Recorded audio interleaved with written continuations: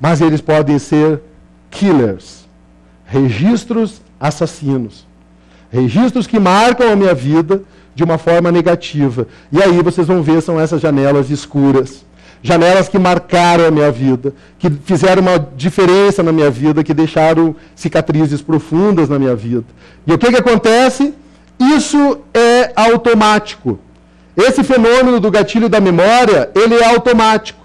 E aí acontece um fenômeno dentro do nosso cérebro, que o nosso cérebro ele é tão complexo, mas tão interessante, que acontece o seguinte: ele é a maior fonte de entretenimento que nós temos. Não é esporte, não é filme, o nosso cérebro.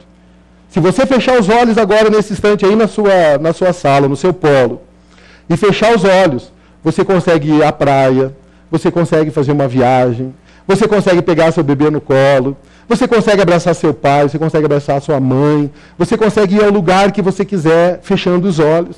Que interessante é o nosso cérebro. Esse fenômeno a gente chama de fenômeno de alto fluxo. O cérebro, então, usando a memória do uso contínuo e a memória existencial, ele fica constantemente buscando nesses arquivos informações. O problema é quando ele pega num gatilho e ele ancora numa janela killer. Quando ele ancora numa janela killer é que é o problema. Porque o que acontece daí?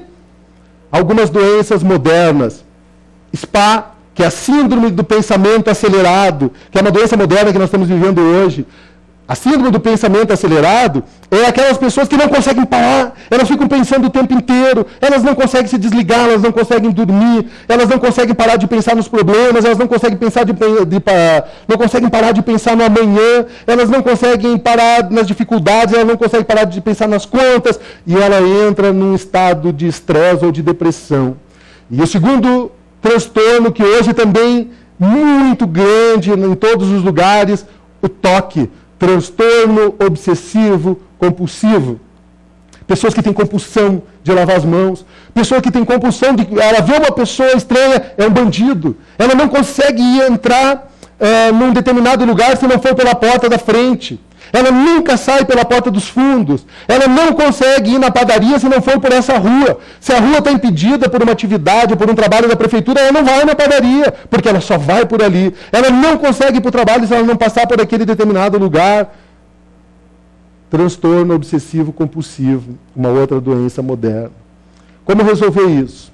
Não é o tema da nossa aula hoje, mas eu queria mostrar para vocês por que acontece isso. E por que nós vamos trabalhar a inteligência emocional? Porque esses somos nós. Somos nós que estamos recebendo esses estímulos constantemente, durante todo o dia. Nós estamos recebendo esses estímulos, esses impulsos que geram dentro de nós atividades estressantes ou depressivas. Por isso que 82% das pessoas lá em São Paulo, e quem sabe no seu município, estão com algum tipo de doença. Mas o pior de tudo, o que acontece? Pode ser que essa pessoa está no seu lado. Pode ser que essa pessoa vive junto com você. Pode ser que essa pessoa convive com você durante o dia. Eu faço palestra com alunos também nas escolas. E eu estava numa escola e eu fiz algumas reflexões ponderando sobre a inteligência emocional. E eu fiz uma pergunta para alunas de magistério. Eu devia ter perto de 100 alunas de magistério. E eu fui instigando elas, fui abrindo os arquivos existenciais. Fui soltando algumas pílulas desse conhecimento, e quando eu senti que era o momento, eu desafiei.